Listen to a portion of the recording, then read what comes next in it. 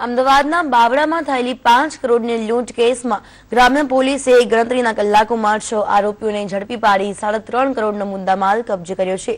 આ લૂંટમાં એક સમયના છોટારાજનનો જમણો હાથ ઓપી સિંહનો સાગરીત સુનિલ પવાર તથા એક એસઆરપીના કોન્સ્ટેબલની પણ સંડોવણી બહાર આવી છે।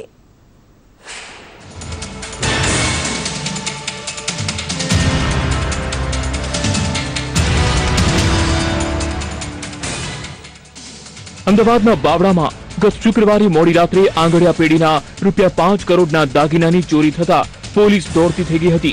અમદાવાદ ગ્રામ્ય એસપીએ 5 અલગ અલગ ટીમો બનાવી તપાસ શરૂ કરી હતી।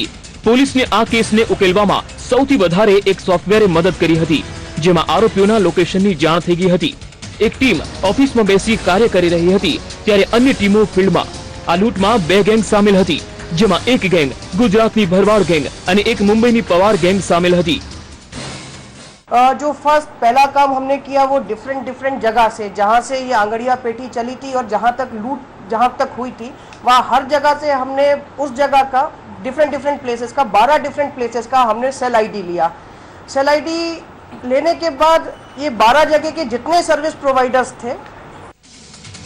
महत्वનું છે કે આરોપીની સંખ્યા 15 હોવાનું સામે આવ્યું છે, જેમાં ગુજરાત ગેંગના લોકોને લૂંટના 70% ભાગ મળવાનો હતો અને પવાર ગેંગના સભ્યોને 30% મળવાના હતા।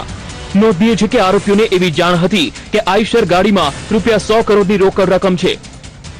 तो उसमें कुछ कार्टन ऐसे थे कि जिसमें चांदी का स्क्रैप था, किसी में इमिटेशन ज्वेलरी थी, किसी में साड़ियों के पार्सल थे, किसी में सीडी थी। तो उसकी जो है मुद्दामाल की कीमत बहुत कम होती है as compare to silver and gold.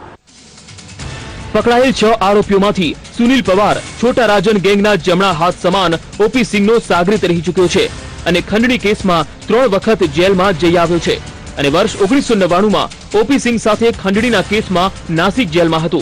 તે સમયે ગેંગ વોરમાં રાજન ગેંગના જ ડીકે રાવ અને સંતોષ શેટ્ટીએ ઓપી સિંહની હત્યા કરી હતી।